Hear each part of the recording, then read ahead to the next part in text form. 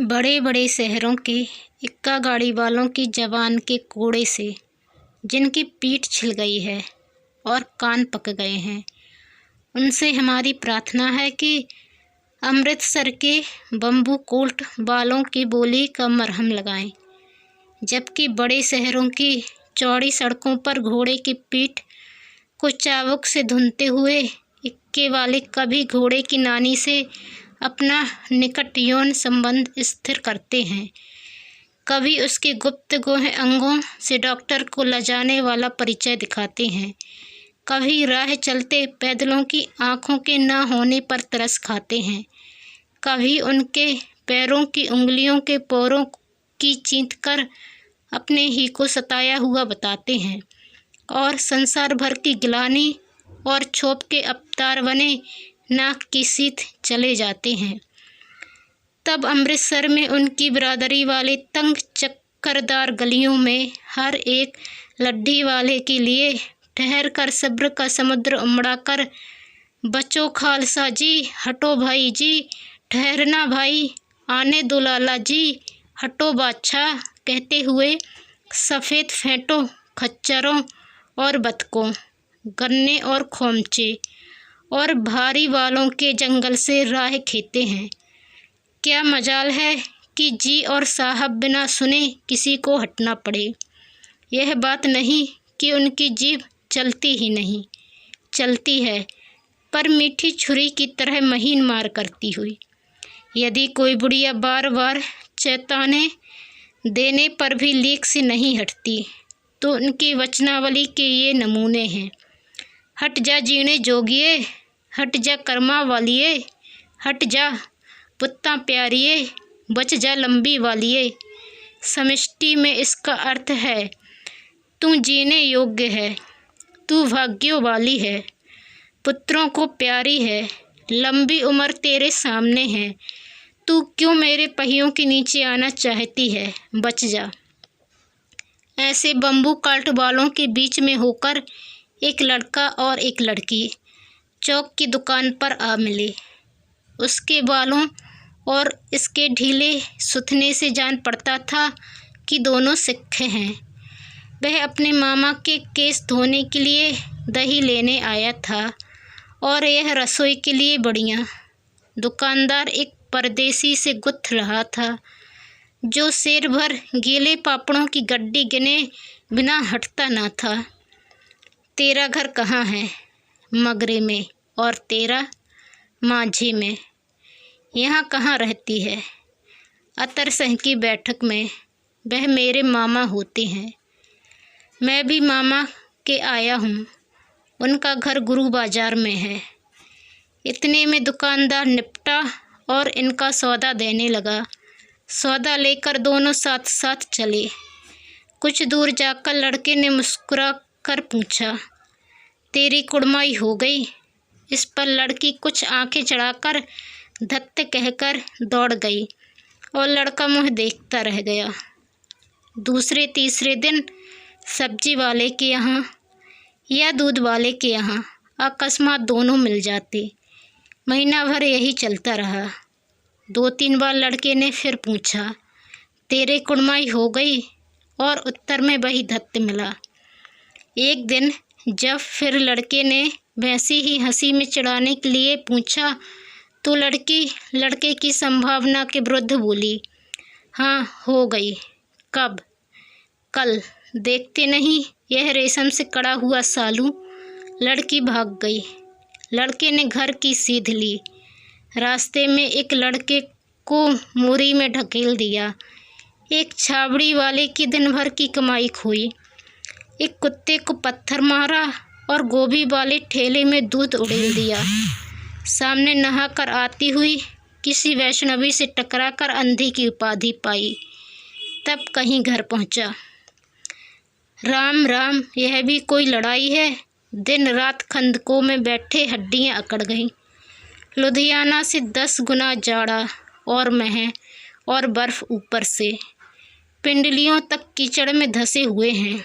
ज़मीन कहीं दिखती नहीं। घंटे 2 घंटे में कान के पर्दे फाड़ने वाले धमाके के साथ सारी खंदक हिल जाती है। और 100-100 गज धरती उछल पड़ती है। इन गैबी गोलों से बचे तो कोई लड़े। नगरकोट का जलजला सुना था। यहाँ दिन में 25 जलजले होते हैं। जो कहीं खंदक से बाहर साफा या कोहिनी निकल गई तो चटाक से गोली लगती है। ना मालूम बेईमान मिट्टी में लेटे हुए हैं या घास की पत्तियों में छिपे रहते हैं। लहनासह और 3 दिन हैं। 4 तो खंदक में बिता ही दिए। परसों रिलीफ आ जाएगी और फिर 7 दिन की छुट्टी। अपने हाथों झटका करेंगे और पेट भर खाकर सो रहेंगे। उसी फिरंगी मैम के बाग में मखमल की सी हरी घास है। फल और दूध की वर्षा कर देती है। लाख कहते हैं दाम नहीं लेती। कहती है तुम राजा हो, मेरे मुल्क को बचाने आए हो। 4 दिन तक पलक नहीं झपकी। बिना फेरे घोड़ा बिगड़ता है और बिना लड़े सिपाही। मुझे तो संगीन चढ़ाकर मार्च का हुक्म मिल जाए, फिर 7 जर्मनों को अकेला मार कर ना लौटूं तो मुझे दरबार साहब की दहली पर मत्था टेकना नसीब ना हो।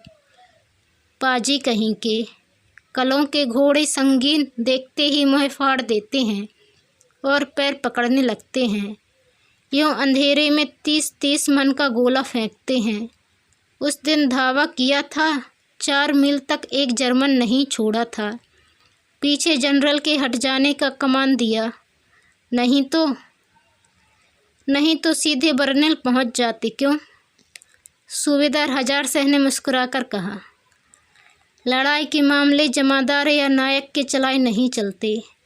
बड़े अफसर दूर की सोचते हैं। 300 मील का सामना है। एक तरफ बढ़ गए तो क्या होगा? सूबेदार जी, सच है, लहनासह बोला, पर करें क्या? हड्डियों हड्डियों में तो जाड़ा धस गया है।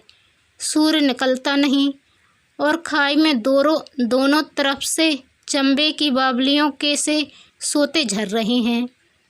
एक धावा हो जाए तो गर्मी आ जाए। उद्यमी, उठ, सिगड़ी में कोले डाल।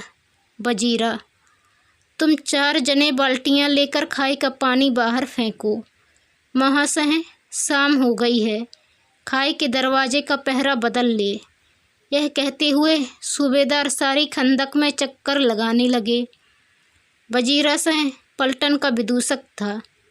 बाल्टी में गंदला पानी भरकर खाई के बाहर फेंकता हुआ बोला, मैं पाधा बन गया हूँ। करो जर्मनी के बादशाह का तर्पण। इस पर सब खिलखिला पड़े और उदासी के बादल फट गए। लहनासह ने दूसरी बाल्टी भरकर उसके हाथ में देकर कहा, अपनी बाड़ी के खरबूजों में पानी दो। ऐसा खाद का पानी पंजाब भर में नहीं मिलेगा। हाँ, देश क्या है, स्वर्ग है।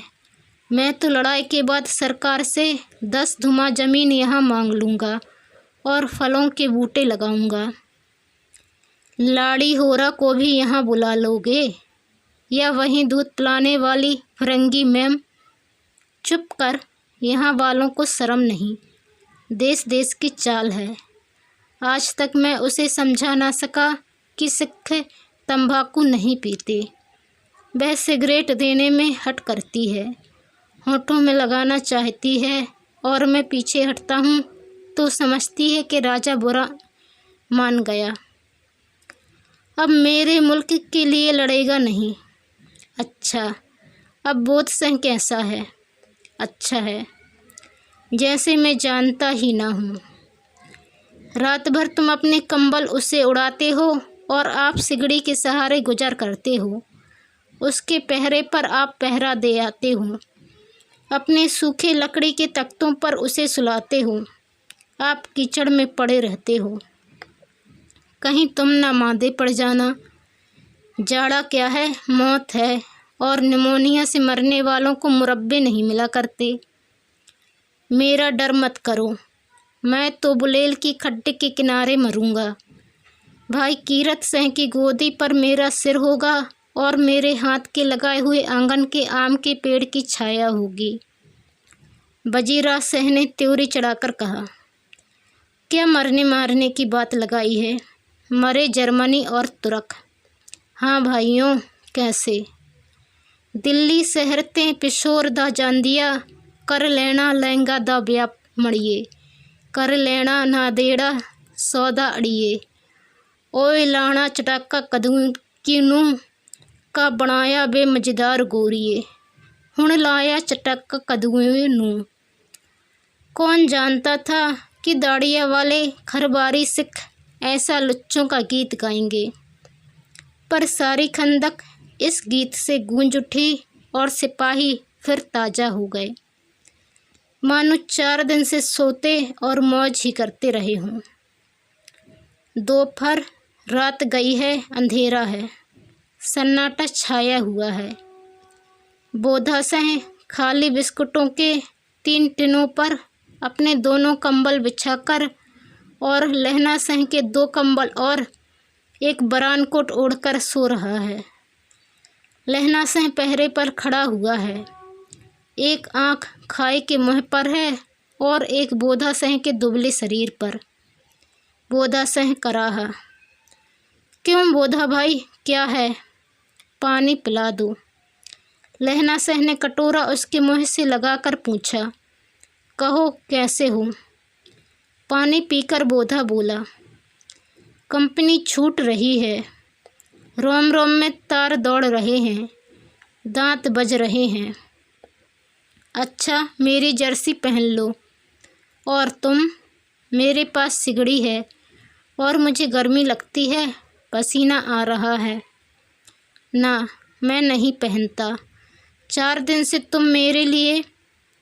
हाँ, याद आई, मेरे पास दूसरी गर्म जर्सी है, आज सवेरे ही आई है, विलायत से बुन बुनकर भेज रही हैं मैं। गुरु उनका भला करे। यूँ कहकर लहना अपना कोट उतार कर जर्सी उतारने लगा। सच कहते हो? और नहीं झूठ यूँ कहकर नहीं करते। बोधा को उसने ज़बरदस्ती जर्सी पहना दी और आप खाकी कोट और जीन का कुर्ता भर पहनकर पहरे पर आ खड़ा हुआ। मैम की जर्सी की कथा केवल कथा थी। आधा घंटा बीता। इतने में खाई के मुँह से आवाज़ आई। सूबेदार हजारा से हैं। कौन? लेफ्टिनेंट साहब। हुक्म हुजूर, कहकर सूबेदार तन कर भौजी सलाम करके सामने हुआ। देखो, इसी समय धावा करना होगा। मील भर की दूरी पर पूरब के कोने में एक जर्मन खाई है, उसमें 50 से ज़्यादा जर्मन नहीं हैं। इन पेड़ों के नीचे नीचे 2 खेत काटकर रास्ता है, 3-4 घुमाव हैं, जहाँ मोड़ हैं, वहाँ 15 जवान खड़े कर आया हूँ। तुम यहाँ 10 आदमी छोड़कर सबको साथ ले उनसे जा मिलो। खंदक छीन कर वहीं जब तक दूसरा हुक्म न मिले डटे रहो, हमें यहाँ रहेगा। जो हुक्म। चुपचाप सब तैयार हो गए। बोधा भी कंबल उतार कर चलने लगा। तब लहना सह ने उसे रोका। लहना सह आगे हुआ तो बोधा के बाप सूबेदार ने उंगली से बोधा की ओर इशारा किया। लहना सह समझकर चुप हो गया। पीछे 10 आदमी कौन रहे, इस पर बड़ी हुज्जत हुई। कोई रहना न चाहता था। समझा बुझाकर सूबेदार ने मार्च किया। लेफ्टिनेंट साहब लहना की सिगड़ी के पास मुँह फेर कर खड़े हो गए और जेब से सिगरेट निकाल कर सुलगाने लगे। 10 मिनट बाद उन्होंने लहना की ओर हाथ बढ़ाकर कहा, लो तुम भी पियो। आँख मारते मारते लहना सह सब समझ गया। मुँह का भाव छिपाकर बोला, लाओ साहब। हाथ आगे करते ही उसने सिगड़ी के उजाले में साहब का मुँह देखा, बाल देखे, तब उसका माथा ठनका। लेफ्टिनेंट साहब के पट्टियों वाले बाल एक दिन में ही कहाँ उड़ गए और उनकी जगह कैदियों से कटे बाल कहाँ से आ गए। शायद साहब शराब पिए हुए हैं और उन्हें बाल कटवाने का मौका मिल गया है। लहना सह ने जांचना चाहा। लेफ्टिनेंट साहब 5 वर्ष से उसकी रेजिमेंट में थे। क्यों साहब, हम लोग हिंदुस्तान कब जाएंगे? लड़ाई ख़त्म होने पर। क्यों, क्या यह देश पसंद नहीं? नहीं साहब, शिकार के बेमज़े यहाँ कहाँ। याद है पारसाल नकली लड़ाई के पीछे हम आप जगाधरी ज़िले में शिकार करने गए थे। हाँ हाँ, वहीं जब आप खोते पर सवार थे और आपका खानसामा अब्दुल्ला रास्ते के एक मंदिर में जल चढ़ाने को रह गया था। बेशक पाजी कहीं का। सामने से वह नीलगाय निकली कि ऐसी बड़ी मैंने कभी न देखी थी, और आपकी एक गोली कंधे में लगी और पुट्ठे में निकली। ऐसे अफसर के साथ शिकार खेलने में मज़ा है। क्यों साहब, शिमले से तैयार होकर उस नीलगाय का सिर आ गया था ना? आपने कहा था कि रेजिमेंट की मेस में लगाएंगे। हाँ, पर मैंने वह विलायत भेज दिया। ऐसे बड़े बड़े सींग 2-2 फुट के तो होंगे। हाँ लहना सह, 2 फुट 4 इंच के थे। तुमने सिगरेट नहीं पिया? पीता हूँ साहब, दिया सिलाई ले आता हूँ, कहकर लहना सह खंदक में घुसा। अब उसे संदेह नहीं रहा था। उसने झटपट निश्चय कर लिया कि क्या करना चाहिए। अंधेरे में किसी सोने वाले से वह टकराया। कौन, वजीर से हैं? हाँ, क्यों लहना, क्या कयामत आ गई? जरा तो आंख लगने दी होती। होश में आओ, कयामत आई है और लेफ्टिनेंट साहब की वर्दी पहन कर आई है। क्या, लेफ्टिनेंट साहब या तो मारे गए हैं या कैद हो गए हैं। उनकी वर्दी पहनकर कोई जर्मन आया है। सूबेदार ने उसका मुँह नहीं देखा, मैंने देखा है और बातें की हैं। सोहरा साफ उर्दू बोलता है, पर किताबी उर्दू, और मुझे पीने को सिगरेट दिया है। तो अब मारे गए, धोखा है। सूबेदार कीचड़ में चक्कर काटते फिरेंगे और यहाँ खाई पर धावा होगा, उधर उन पर खुले में धावा होगा। उठो, एक काम करो, पलटन में पैरों के निशान देखते देखते दौड़ जाओ। अभी बहुत दूर न गए होंगे। सूबेदार से कहो कि एकदम लौट आवे। खंदक की बात झूठ है। चले जाओ, खंदक के पीछे से ही निकल जाओ, पत्ता तक न खुड़के। देर मत करो। हुक्म तो यह है कि यहीं ऐसी तैसी हुक्म की मेरा हुक्म है। जमादार लहना सह, जो इस वक्त यहाँ सबसे बड़ा अफसर है, उसका हुक्म है। मैं लेफ्टिनेंट साहब की खबर लेता हूँ, पर यहाँ तो तुम 8 ही हो। 8 नहीं, 10 लाख। एक एक अकालिया सिख 1.25 लाख के बराबर होता है। चले जाओ। लौटकर खाई के मुहाने पर लहना सह दीवार से चिपक गया। उसने देखा कि लेफ्टिनेंट साहब ने जेब से बेल के बराबर 3 गोले निकाले। तीनों को जगह जगह खंदक की दीवारों में घुसेड़ दिया और तीनों में एक तार सा बांध दिया। तार के आगे सूत की गुत्थी थी, जिसे सिगड़ी के पास रखा।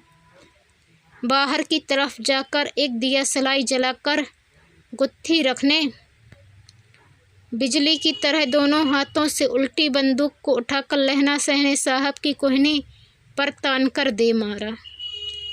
धमाके के साथ साहब के हाथ से दिया सलाई गिर पड़ी। लहना सह ने एक कुंदा साहब की गर्दन पर मारा और साहब आँख मीन गांठ कहते हुए चित्त हो गए। लहना सह ने तीनों गोले बीनकर खंदक के बाहर फेंके और साहब को घसीटकर सिगड़ी के पास लिटाया। जेबों की तलाशी ली। 3-4 लिफाफे और एक डायरी निकालकर उन्हें अपनी जेब के हवाले किया। साहब की मूर्छा हटी। लहना सह हंसकर बोला, क्यों लप्टन साहब, मिजाज कैसा है? आज मैंने बहुत बातें सीखी। यह सीखा कि सिख सिगरेट पीते हैं। यह सीखा कि जगाधरी के ज़िले में नील गायें होती हैं और उनके 2 फुट 4 इंच के सींग होते हैं। यह सीखा कि मुसलमान खानसामा मूर्तियों पर जल चढ़ाते हैं और लप्टन साहब खोते पर चढ़ते हैं। पर यह तो कहो, ऐसी साफ उर्दू कहाँ से सीख आए? हमारे लप्टन साहब तो बिना डैम के 5 लफ्ज़ भी नहीं बोला करते थे। लहना सह ने पतलून की जेबों की तलाशी नहीं ली थी। साहब ने मानो जाड़े से बचने के लिए दोनों हाथ जेबों में डाले। लहना सह कहता गया, चालाक तो बड़े हो, पर माझे का लहना इतने बरस लप्टन साहब के साथ रहा है। उसे चकमा देने के लिए 4 आँखें चाहिए। 3 महीने हुए एक तुर्की मौलवी मेरे गांव में आया था। औरतों को बच्चे होने का तावीज़ बांटता था और बच्चों को दवाई देता था। चौधरी के बड़ के नीचे मंजा बिछाकर हुक्का पिया करता रहता था और कहता था कि जर्मनी वाले बड़े पंडित हैं। वेद पढ़ पढ़कर उसमें से विमान चलाने की विद्या जान गए हैं। गौओं को नहीं मारते। हिंदुस्तान में आ जाएंगे तो गौहत्या बंद कर देंगे। मंडी के बनियों को बहकाता था कि डाक खाने से रुपए निकाल लो, सरकार का राज्य जाने वाला है। डाक बाबू पोल्हू राम भी डर गया था। मैंने मुल्ला की दाढ़ी मूड़ दी थी और गांव से बाहर निकालकर कहा था कि जो मेरे गांव में अब पैर रखा तो। इतने में साहब की जेब में से पिस्तौल चली और लहना की जांघ में गोली लगी। इधर लहना की हेनरी मार्टिन के 2 फायरों ने साहब की कपाल क्रिया कर दी। धड़ाका सुनकर सब दौड़ आए। बोधा चिल्लाया, क्या है? लहना सह ने उसे तो यह कहकर सुला दिया कि एक हड़का कुत्ता आया था, मार दिया, और औरों से सब हाल कह दिया। बंदूकें लेकर सब तैयार हो गए। लहना ने साफा फाड़कर घाव के दोनों तरफ पट्टियां कसकर बांधी। घाव मांस में ही था। पट्टियों के कसने से लहू बंद हो गया। इतने में 70 जर्मन चिल्लाकर खाई में घुस पड़े। सिखों की बंदूकों की बाढ़ ने पहले धावे को रोका, दूसरे को रोका, पर यहाँ थे 8। लहना सह तक तक कर मार रहा था। वह खड़ा था और बाकी लेटे हुए थे और वे 70 अपने मुर्दा भाइयों के शरीर पर चढ़कर जर्मन आगे घुसे आते थे। थोड़े मिनटों में वे अचानक आवाज़ आई, वाहे गुरुजी की फतेह, वाहे गुरुजी दा खालसा, और धड़ाधड़ बंदूकों के फायर जर्मनों की पीठ पर पड़ने लगे। ऐन मौके पर जर्मन 2 चक्कों के पाटों के बीच में आ गए। पीछे से सूबेदार हजारा सिंह के जवान आग बरसाते थे और सामने से लहना सिंह के साथियों के संगीन चल रहे थे। पास आने पर पीछे वालों ने भी संगीन परोना शुरू कर दिया। एक किलकारी और अकाल सिखादी फौज आई, वाहे गुरुजी दा फतेह, वाहे गुरुजी दा खालसा। सत्य श्री अकाल पुरुष, और लड़ाई खत्म हो गई। 63 जर्मन या तो खेत रहे थे या करह रहे थे। सिखों में 15 के प्राण गए। सूबेदार के दाहिने कंधे में से गोली आर पार निकल गई। लहना सिंह की पसली में एक गोली लगी। उसने घाव को खंदक की गीली मिट्टी से पूर लिया और बाकी का साफा कसकर कमरबंद की तरह लपेट लिया। किसी को खबर नहीं हुई कि लहना को दूसरा घाव भारी घाव लगा है। लड़ाई के समय चांद निकल आया था, ऐसा चांद जिसके प्रकाश से संस्कृत कवियों का दिया हुआ 6 नाम सार्थक होता है। और हवा ऐसी चल रही थी जैसे कि बाड़ भट्टी की भाषा में दंत बीड़ों परदेशाचार कहलाती। वजीरा सिंह कह रहा था कि कैसे मन भर फ्रांस की भूमि मेरे बूटों से चिपक रही थी। जब मैं दौड़ा दौड़ा सूबेदार के पीछे गया था। सूबेदार लहना सिंह से सारा हाल सुन और कागजात पाकर उसकी तुरंत बुद्धि को सराह रहे थे और कर रहे थे कि तू न होता तो आज सब मारे जाते। इस लड़ाई की आवाज़ 3 मील दाहिनी ओर की खाई वालों ने सुन ली थी। उन्होंने पीछे टेलीफोन कर दिया था।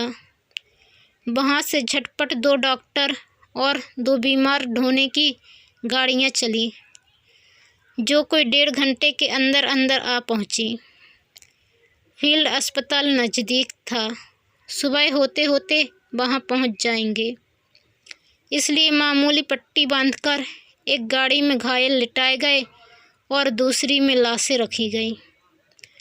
सूबेदार ने लहना सिंह की जांघ में पट्टी बंधवानी चाहिए। बोध सिंह जोर से बर्रा रहा था और उसने यह कहकर टाल दिया कि थोड़ा घाव है, सवेरे देखा जाएगा। वह गाड़ी में लिटाया गया। लहना को छोड़कर सूबेदार जाते नहीं थे। यह देख लहना ने कहा, तुम्हें बोधा की कसम है और सूबेदारनी जी की सौगंध है तो इस गाड़ी में ना चले जाओ, और तुम मेरे लिए वहाँ पहुंचकर गाड़ी भेज देना, और जर्मन मुर्दों के लिए भी तो गाड़ियाँ आती होंगी। मेरा हाल बुरा नहीं है, देखते नहीं मैं खड़ा हूँ। वजीरा सिंह मेरे पास है ही। अच्छा, पर बोधा गाड़ी पर लेट गया। भला आप भी चढ़ आओ।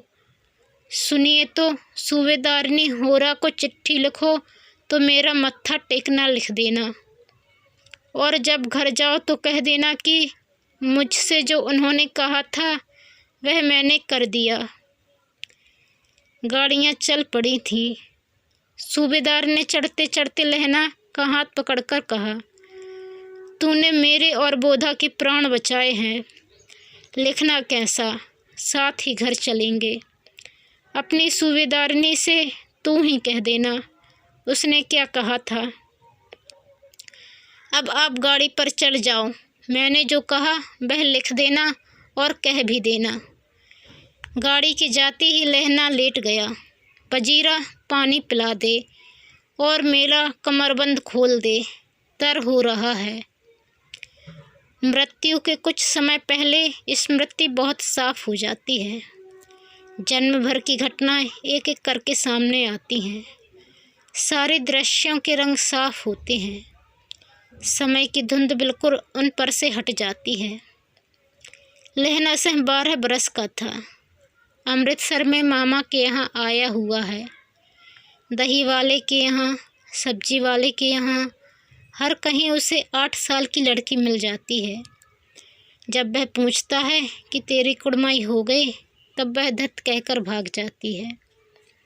एक दिन उसने वैसे ही पूछा तो उसने कहा, हाँ कल हो गई। देखते नहीं, यह रेशम के फूलों वाला सालू। यह सुनते ही लहना सिंह को दुख हुआ, क्रोध हुआ। क्यों हुआ?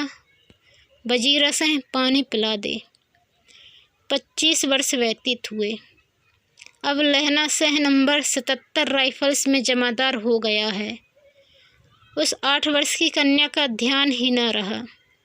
ना मालूम वह कभी मिली थी या नहीं। 7 दिन की छुट्टी लेकर जमीन के मुकदमे की पैरवी करने वह घर गया।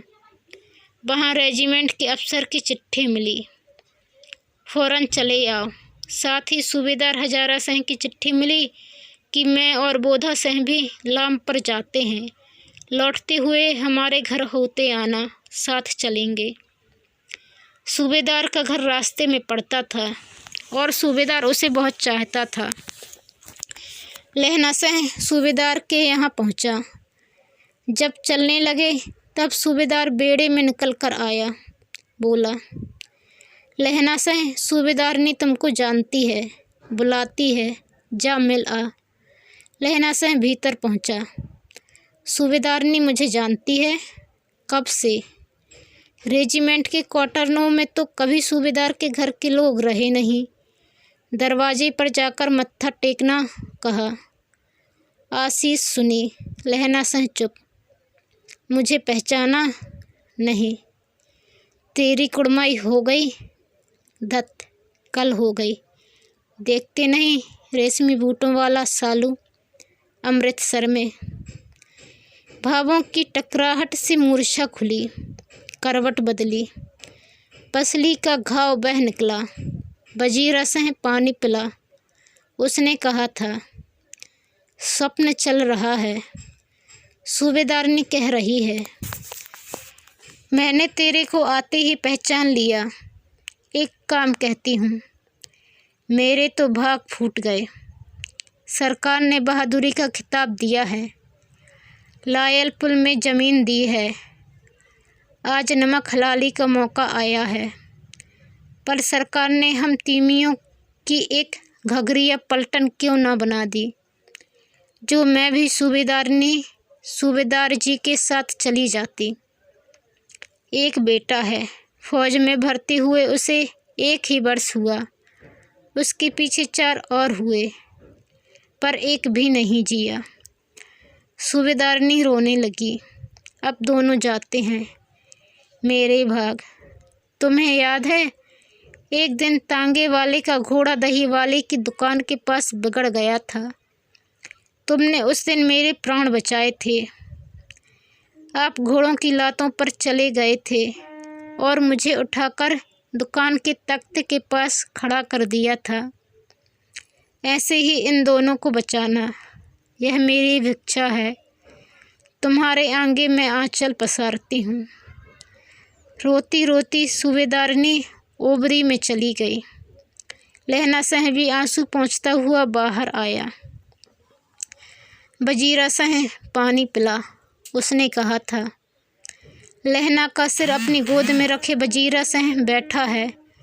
जब मांगता है तब पानी पिला देता है।